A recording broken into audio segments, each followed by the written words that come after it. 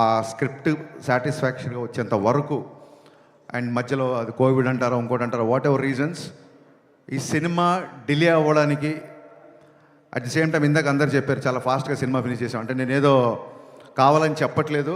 ఈ cinema delay అవ్వడానికి నేనే రీజను. ఈ సినిమా మొన్న అంత ఫాస్ట్గా తీసాం కూడా నేనే రీజన్.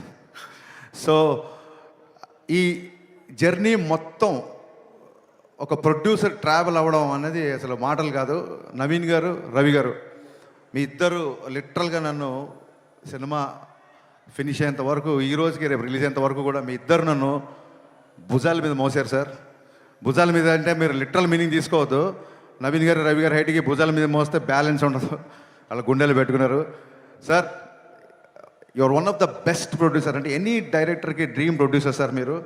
ఇంత లేట్ అయినా సరే సినిమా సాంగ్స్ దగ్గరికి వచ్చేసరికి నేను ఒక 500 మంది డ్యాన్సర్లు నడితే వాళ్ళు 1500 మంది పెట్టుకున్నాను వాళ్ళు. నేను ఒక ఈ సైజు సెట్ అడిగితే వాళ్ళు ఈ సైజు సెట్ ఇచ్చారు. అండ్ ఆనందన్న thank you so much. Director విజయాన్ని ఈ రేంజ్లో మ్యాగ్నిఫై చేయాలంటే it's only one and only you. And ఇందాక ఆనంద్ గారు సరిగ్గా చెప్పలేదు, మైత్రి కెరీర్లోనే ఎత్తరా కాలర్ వేసిన సెట్ బిగ్గెస్ట్ సెట్ అండి. రోజు 1500 మందితో షూటింగ్ చేసేవాళ్ళం. ఎవరన్నా సరే లిమిటెడ్ డేట్స్ ఉన్నాయి, మనం త్వరగా ఫినిష్ చేయండి అంటారు.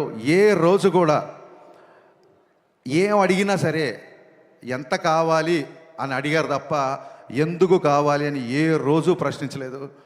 ప్రతి డైరెక్టర్ డ్రీమ్ ప్రొడ్యూసర్స్ అండి మైత్రి మూవీ మేకర్స్. సార్ నవీన్ గారు, రవి గారు మీతో పరిచయం అయిన తర్వాత ఇందాక వీడియో రిలీజ్ చేశారు మనవాళ్ళు. మీ బ్యానర్లో రిలీజ్ అయిన దాదాపు ఒక 15-20 సినిమాలు ప్రీ రిలీజ్ ఈవెంట్లకు నేను వచ్చి ఉంటాను. ఫైనల్గా నా ప్రీ రిలీజ్ ఈవెంట్కి మీరు వచ్చారు అన్నట్టు చెప్పాల్సి వస్తుంది. Thank you so much sir.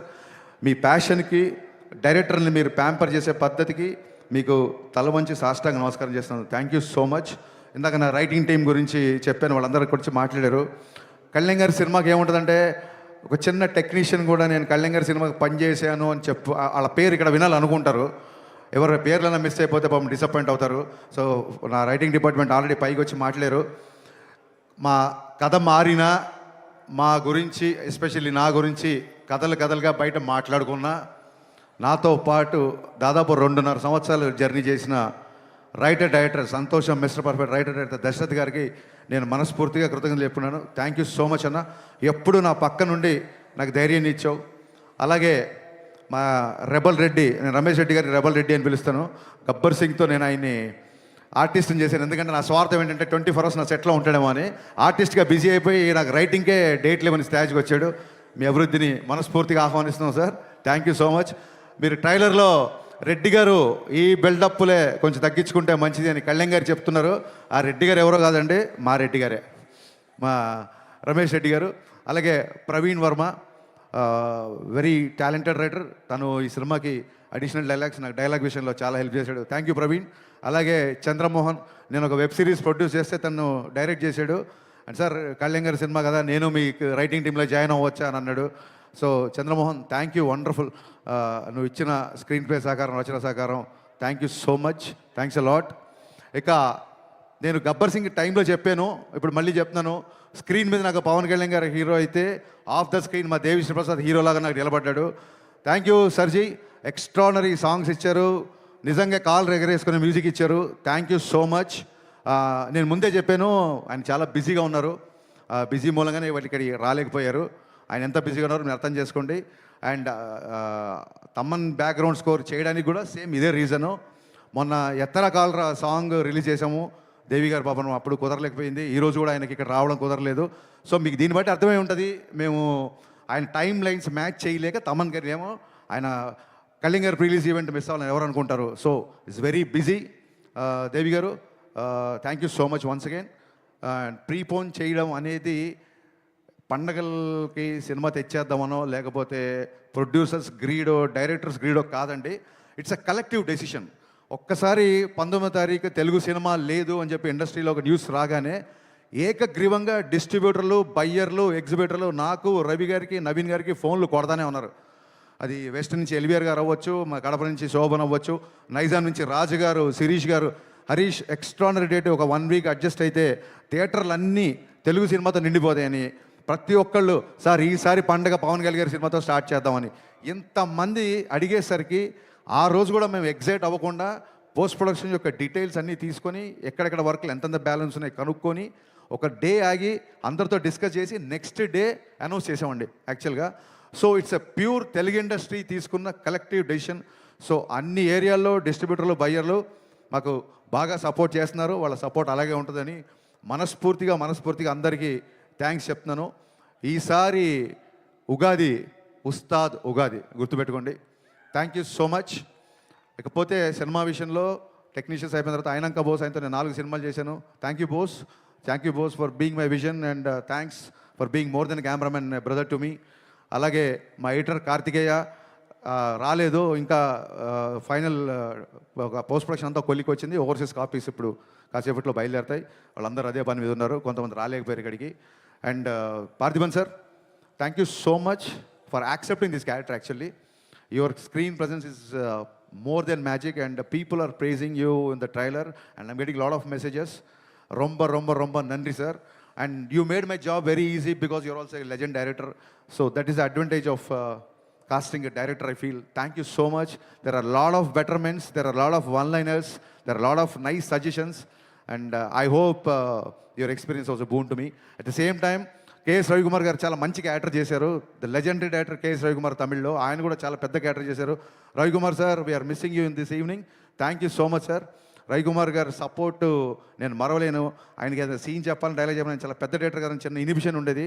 ఆయన మట్టుకు ప్రతి డైలాగు ఒక ఫుల్ స్టాప్ కామ ఆయన పలకాలన్న, బికాస్ తెలుగు కూడా కొత్త కాబట్టి ప్యూర్ ఆర్టిస్ట్ లాగా. అంత పెద్ద డైరెక్టరు నన్ను డైరెక్టర్ సార్ అని పిలిచినప్పుడు నిజంగా పులకించిపోయాను. Thank you sir, thank you so much. మీ ఇద్దరికి శిరస్సు వంచి నేను నమస్కారం చేస్తున్నాను for being in this film. Leela, నీ మామూలు కాదు నీ గోల, అస్సలు నీ ఎనర్జీ, దాన్ని ఏమంటారు, ఇన్ఫెక్షన్స్ అంటారు చూసావా, అంత ఇన్ఫెక్షన్స్ ఎనర్జీ. మీరు కూర్చోవచ్చు, పర్లేదు, ఇప్పుడు కెమెరా ఏం ఆనలేదు. అద్భుతమైన పర్ఫార్మర్. చాలామందికి లీల గారు అనగానే డ్యాన్సులు గుర్తొస్తాయి. ఆవిడ డెఫినెట్గా చాలా మంచి డ్యాన్స్ నేను చెప్పాల్సిన అవసరం లేదు. బట్ ఎలాగో డ్యాన్సులు చూసేశారు కదా, ఆ అమ్మాయి పర్ఫార్మెన్స్ కూడా చూపిద్దామని చెప్పి ఇందులో ఒక మంచి క్యారెక్టర్ రాశాను. Very cute character. అమ్మాయి క్యారెక్టరేషన్ చాలా చాలా బాగుంటుంది. ఇందాక సుమగారు అడిగారు, సుమగారు అడిగారు అక్క మరి నువ్వు మా హీరో గారు అప్పట్లో ఇప్పట్లో అనగలేంది, మరి మిమ్మల్ని అక్క అనకూడదా? ఏమండి, మనం మర్చిపోతామేమన్నా? మనని మన హీరోని ఏమనంటే మనం మర్చిపోతామా? సో మీకు చెప్పాలి, ఎందుకంటే ఈ సాంగ్ దేఖ్లేంగే అసలు అంటే లీల గారి డ్యాన్స్ లేదని చెప్పి మీలో చిన్న కొద్దిపాటి అసంతృప్తి చూసాను నేను. ఆ సినిమాలో సిచ్యువేషన్ ఏంటంటే, లీల గారు కొంచెం లైఫ్లో చిన్న లో ఉన్నప్పుడు, మీరు లిరిక్స్ అబ్జర్వ్ చేస్తే చిన్న లో ఉన్నప్పుడు, నీ పెదవిలోన ఉన్న జాగా నువ్వు నవ్వుకోవడానికేగా, నీ కాలి కింద ఉన్న నేల నీ సొంతం అంటే నమ్మవేళ. ఇది పోలీస్ గ్రౌండ్స్, ఇప్పుడు సొంతం అనుకోకండి, ప్రాబ్లం అయిపోతుంది. సో ఒక ఇన్స్పిరేషనల్ సాంగ్.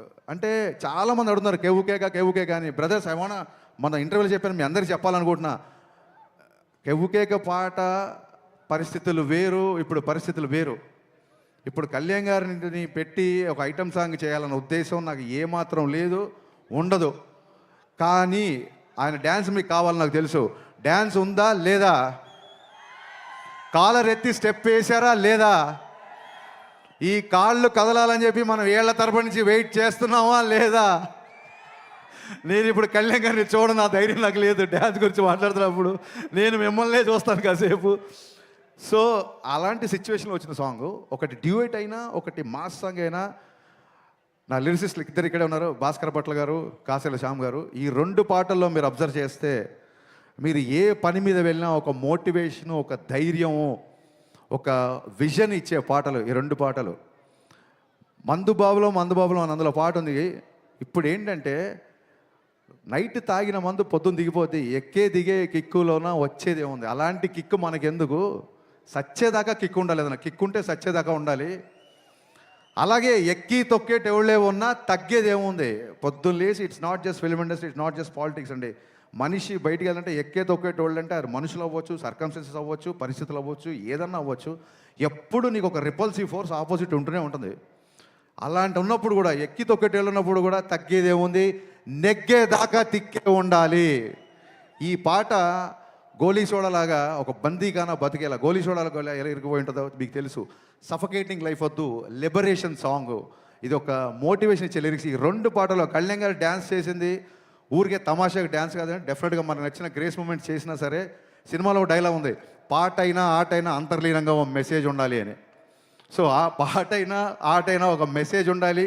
ఆ మెసేజ్ కూడా కరెక్ట్గా మన డిఎన్ఏలో దిగేలాగా ఉండాలి, క్లాసులు బిగినట్టు ఉండకూడదు. అందుకు భాస్కర్ భట్ల గారు, కాసర్ల శ్యామ్ గారు ఇద్దరు డిఫరెంట్ సన్నివేశాలకి డిఫరెంట్ సాంగ్స్ రాసిన ఫైనల్గా ఒకటే మెసేజ్ బయటికి వెళ్ళింది. అది ఏంటంటే, we are here to fight, we are here to live, we are here to follow our intuition. బయట వాళ్ళ ప్రభావాలు, బయట వాళ్ళ మాటలు, బయట వాళ్ళ ఏవి మార్చలేవు. మీదే విజను, మీదే లైఫ్, మీదే అని ఈ స్ఫూర్తినిచ్చే పాటలు. వాళ్ళిద్దరికి ఒకటే మాట చెప్పా, ఇద్దరి లిరిసిస్ట్లకు నేను చెప్పింది ఒకటే. సార్ నేను ఎప్పుడు లోలో ఉన్నప్పుడు వేటూరి గారిది పాట వింటా, మా ఊపిరి నిప్పుల ఉప్పెన, మా ఊహలు కత్తుల వంతెన, మా దెబ్బకు దిక్కడు పిల్లటి వెళ్ళిపోయే రంపంపం. ఆ సాంగ్ ఎప్పుడు వింటుంటా. యువత తాలూకు భావజాలం ఆ పాటలో ఉంటుంది, నాకు చాలా ఇష్టం. అలాగే ముందుకెళ్ళే వాళ్ళు, కాస్త ఫెయిల్యూర్లో ఉన్నవాళ్ళు, లేకపోతే చాలా హై గోల్స్ పెట్టుకున్న వాళ్ళు, నేడేరా నీకు నేస్తము, రేపే లేదు, నిన్నంటే నిండు సున్నరా రానే రాదు. ఇవే వేటూరు గారు రాసిన ఈ పదాలే వాళ్ళకి చెప్పాను, దాని నుంచి వచ్చిన ఈ పాటలు. సో హోప్ యూ అండర్స్టాండ్ అండి. శ్రీలీల గారు డ్యాన్స్ చూసుకోవాల్సిన వాళ్ళు ఇమ్మీడియట్గా ఇంటికి వెళ్ళి యూట్యూబ్ ఓపెన్ చేయండి, బోల్డ్ పాటలు ఉన్నాయి. కళ్యాణ్ గారు డ్యాన్స్ చూసుకోవాల్సిన వాళ్ళు మార్చి 19న ఖచ్చితంగా సినిమాకి రండి. కళ్యాణ్ గారి డ్యాన్స్ చూడడానికి దేకులేంగేసి అలా పెట్టాము, దాని వెనకాల అంతరార్థం ఇది. ఇకపోతే అందరు ఎస్ ఎస్ ఎస్ ఎస్ చాలామంది ఎప్పటికీ రాలేదు. ఒకసారి డైరెక్షన్ డిపార్ట్మెంట్ దగ్గర ఇక్కడ ఉన్నారా? డైరెక్షన్ డిపార్ట్మెంట్ దగ్గర ఇక్కడే ఉన్నారు అనుకుంటున్నాను నేను. ఇప్పటికీ ఇంకా నేనన్నా ఒక పని అప్పచెప్పి ఒక పావు గంట పడుకుంటున్నా కానీ ఒక 3 రోజుల నుంచి పడుకోకుండా నా డిపార్ట్మెంట్ అంతా పనిచేస్తున్నారు. ముఖ్యంగా అఖిల్, రవి, మీ ఇద్దరు నాకు కుడి భుజం ఎడమ భుజంలో ఉన్నారు. Thank you so much. దగ్గరలో ఉంటే టైం వేస్ట్ చేయకుండా స్టేజ్ మీదకి రండి, లేకపోయినా అక్కడి నుంచి చెయ్యి ఊపేయండి. ఇప్పటికి లేట్ అయింది. So Akhil, Ravi, come please come ఫాస్ట్గా. వీళ్ళిద్దరూ నాకు ఒక కుడి భుజం ఎడమ భుజం అంటే మీరు నమ్మండి. చూడండి, అసలు ఒక 3-4 రోజుల నుంచి నిద్ర లేకుండా పనిచేస్తున్నారు. Thank you so much Akhil. Thank you Ravi, thank you so much. ఇక కుడి భుజం ఎడమ భుజం అయితే గుండెకాయ ఒకటి ఉంది. మా బాబీ ఫాలోయింగ్ ఏంటి అసలు నాకు అర్థం కావట్లేదు. నేను పిలవలేదు ఇంకా. వీళ్ళిద్దరు నా కుడి భుజం ఎడమ భుజం అయితే మా బాబీ. యాక్చువల్గా బాబీ కోసం ఒక టీజర్ కట్ చేద్దాం అనుకుని నేను కళ్యాణ్ గారికి కూడా చెప్పాను. Bobby Mythri movie makers from the co-director of Gabbar Singh and Vakil Saab. Bobby, the unique and the most wanted co-director in the industry. Bobby నా గుండెకాయ అంతకంటే ఎక్కువ. ఎంత కష్టపడుతున్నాడంటే అస్సలు నాకు తెలిసి ఒక స్టేజ్లో నాకు టెన్షన్ వచ్చింది, ఆరోగ్యం అయిపోద్దేమో, నువ్వు 1 గంట పడుకో నేను వెళ్తాను అని చెప్పి ఇలాగా షిఫ్ట్లు వారీగా పనిచేస్తున్నాం. బాబీ లేని షూటింగ్ నేను ఊహించుకోలేను. బాబీ ఇంతకంటే ఎలివేషన్లు ఎక్కువతే. Thank you so much Bobby. ఒక స్టేజ్లో పాండమిక్ నుంచి బయటికి వచ్చి సినిమా చాలా త్వరగా ముగిస్తా పెట్టి వీళ్ళందరూ కష్టపడ్డారు, వీళ్ళ గురించి నేను చెప్పి తీరాలి. Thank you. ఒక స్టేజ్లో చాలా లోలో ఉన్నప్పుడు వస్తారు చాలా లోలో ఉన్నప్పుడు దెబ్బలు తిని మానసికంగా క్షతగాత్రం అయినప్పుడు కనీసం ఒక థాట్ ముందుకు తీసుకెళ్ళే ధైర్యం లేక, సత్తువ లేక, శక్తి లేక, అది నా సినిమా బిఫోర్ వచ్చిన సినిమా సరిగ్గా ఆడకపోవడం అవ్వచ్చు, పాండమిక్ అవ్వచ్చు, సడన్గా ఒక మెంటల్ లో వచ్చి, మనం దేవుళ్ళం కాదు కదా, ఎవరైనా లోలో ఉంటారు కదా, అలాంటి ఒక లోలో ఉండి నేను నిలబడమే చాలా కష్టం అన్న ఒక భయంకరమైన పరిస్థితిలో ఉన్నప్పుడు, నేనేది లోపల దాచుకోండి అందరికీ తెలుసు, ఓపెన్గా చెప్తున్నాను. ఒక డీప్ లోలో ఉన్నప్పుడు గజేంద్ర మోక్షంలో ఏనుగు కాలు మొసలి పట్టుకున్నప్పుడు ఏనుగు ప్రార్థిస్తే సిరిగింజప్పడు శంకర యుగమున్ జయదేవు సంధింపడే అని లక్ష్మీదేవికి కూడా చెప్పకుండా, చక్రము శంఖు ఏమీ లేకుండా అలా ఒక స్పీడ్గా శ్రీహరి తన భక్తుడిని కాపాడడానికి వచ్చినట్టు అలాంటి పరిస్థితుల్లో ఆ దేవుళ్ళలాగానే నా దేవుడు పవన్ కళ్యాణ్ గారు అన్నపూర్ణ స్టూడియోకి నన్ను పిలిచి నా దగ్గరకు వచ్చి త్వరగా షూటింగ్ ప్లాన్ చేసుకో అన్నారు. ఆ ఒక్క పిలుపుతో అప్పటి వరకు ఉన్న గాయాలు, అప్పటి వరకు ఉన్న స్వేదాలు, మరి పవనుడు కదా వాయు వేగంతో అవన్నీ మాయమైపోయాయి. ఒక్కసారి షూటింగ్ స్టార్ట్ అయిన తర్వాత ఎప్పుడు స్టార్ట్ అయింది, ఎప్పుడు ఫినిష్ అయింది అనేది నిజంగా మా ఊహలో లేదు. ఎవ్రీ డే రేపు ఒక డైలాగ్ ఉంటుంది, సార్తో ఈ డైలాగ్ చెప్పించాలి, రేపు పొద్దున సార్తో ఈ వాక్, సార్తో ఈ హెయిర్ స్టైల్, సార్కి ఈ కాస్ట్యూమ్ వేయాలి.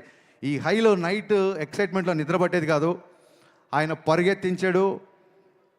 పరిగెత్తాడు మాతో పాటు. ఇందాక రవి గారు చెప్పింది అక్షరాల నిజం. కమిట్మెంట్ అంటే గబ్బర్ సింగ్ అప్పుడు కొంచెం ఇంతకంటే యంగ్ కదా, కటౌట్ కంటెంట్ ఉన్నోడికి కటౌట్ చాలు అనుకున్నాను. బట్ కమిట్మెంట్ ఉన్నోడికే కటౌట్ ఉంటుంది అని పవన్ కళ్యాణ్ గారు చూసిన తర్వాత నా డైలాగ్ నేను మార్చుకుంటున్నాను. ఆ కమిట్మెంట్ కటౌట్ ఇక్కడ పెట్టిన కటౌట్లు కాదండి, మనం అందరం ఆ కమిట్మెంట్కి గుండెలో పెట్టుకున్నాం. ఆయన కటౌట్ని గుండెలో పెట్టుకున్నాం. ఇందాక ఈ చొక్కా గురించి అడిగారు కళ్యాణ్ గారు, ఏంటంటే సార్ జస్ట్ ప్రమోషన్ చెప్పా, కానీ మీతో పంచుకుంటున్నా.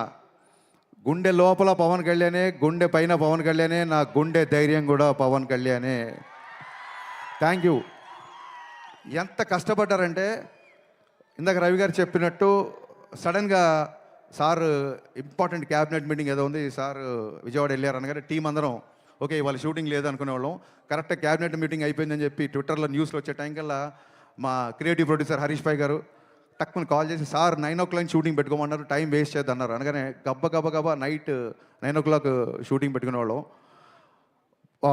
లిరికల్ వీడియోలో చూసారు లేదో సార్ 1 మోర్ అన్నారు. నేను మాస్టర్ ఓకే అన్న తర్వాత కూడా ఆయన 1 మోర్ లేదు, ఇంకా బెటర్గా చేస్తాను ఆగని చెప్పి మళ్ళీ ఆ డ్యాన్స్ మూమెంట్ చేసిన రోజులు ఉన్నాయి.